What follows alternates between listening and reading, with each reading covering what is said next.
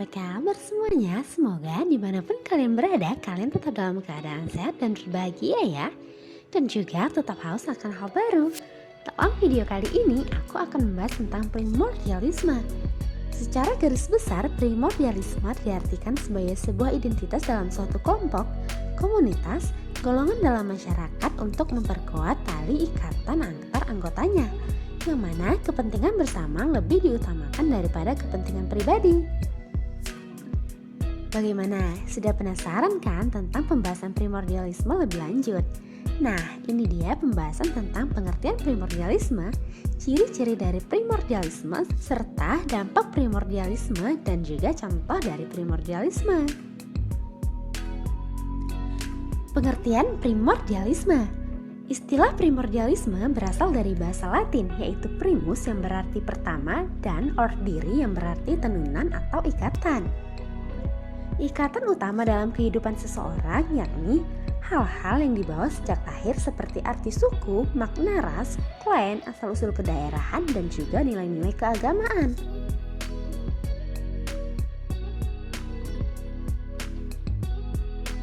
Primordialisme adalah istilah untuk menggambarkan paham atau kondisi yang memegang erat sesuatu yang dibawa sejak lahir, baik ihwal tradisi, adat istiadat, suku bangsa, ras, agama, kepercayaan, daerah asal kelahiran, serta segala sesuatu yang ada di dalam lingkungan pertamanya.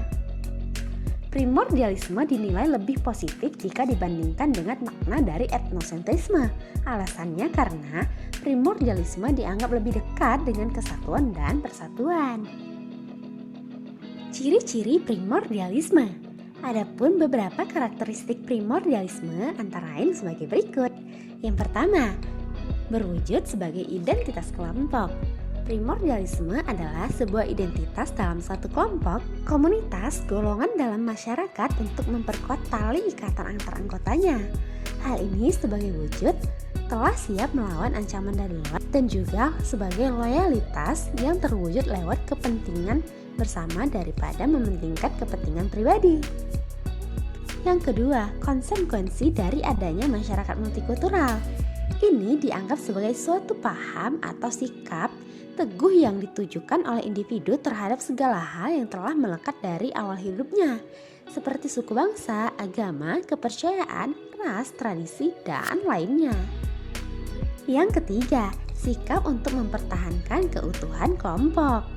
Sikap ini adalah untuk mempertahankan keutuhan kelompok atau kesatuan sosial dari beragam ancaman yang dapat hadir dari luar kelompok sosial yang bersangkutan, terwujud dari sikap loyalitas antar anggotanya. Yang keempat, memantik permusuhan. Secara sadar ataupun tidak, primordialisme bisa memicu timbulnya suatu prasangka dan permusuhan antar golongan atau kelompok lainnya. Oleh karena itu, setiap kelompok akan menganggap atau berprasangka kelompoknya lebih baik dibandingkan kelompok lainnya, sehingga perselisihan atau permusuhan tidak dapat dihindari. Yang kelima, nilai-nilai yang berkaitan dengan sistem keyakinan. Di dalam diri individu dan kelompok harus ada nilai-nilai yang berkaitan dengan sistem keyakinan seperti nilai sosial, keagamaan, pandangan hidup, adat istiadat, nilai dan norma, serta lainnya. Hal ini karena adanya nilai-nilai tadi, pola pikir dan perilaku setiap individu atau anggota kelompok akan sama. Dan yang keenam, cita-cita yang sama. Cita-cita yang sama dalam diri setiap anggota kelompok akan terwujud melalui loyalitas dan kepercayaan yang dimiliki. Tanpa adanya cita-cita yang sama, maka arah dan tujuan kelompok akan menjadi buta, bahkan rentan terhadap ancaman dari kelompok pihak luar. Dampak dari primordialisme. Sikap primordialisme akan menimbulkan dampak positif antara lain. Yang pertama, menjaga kestabilan dan keutuhan budaya. Beragam unsur kebudayaan yang ada di dalam suatu bangsa atau negara akan terjaga keutuhannya, yakni kekhasan dari budaya yang bersangkutan tidak tercemar dengan pengaruh dari budaya yang lain. Yang kedua, kesetiaan pada bangsa.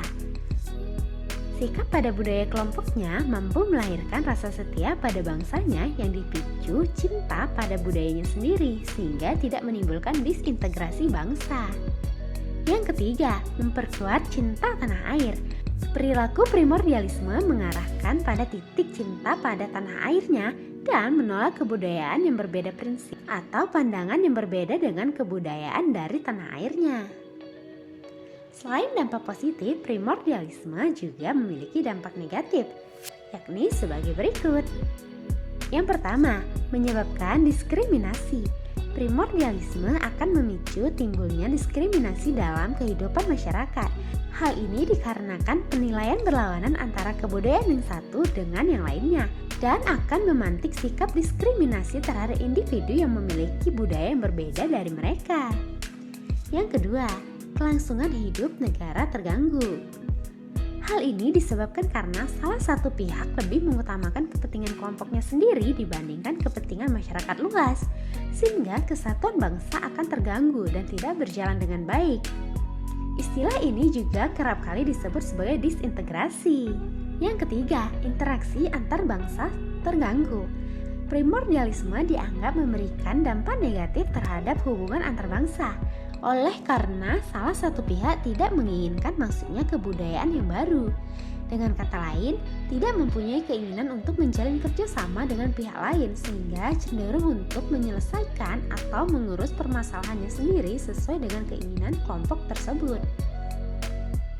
Berikutnya, contoh-contoh dari primordialisme.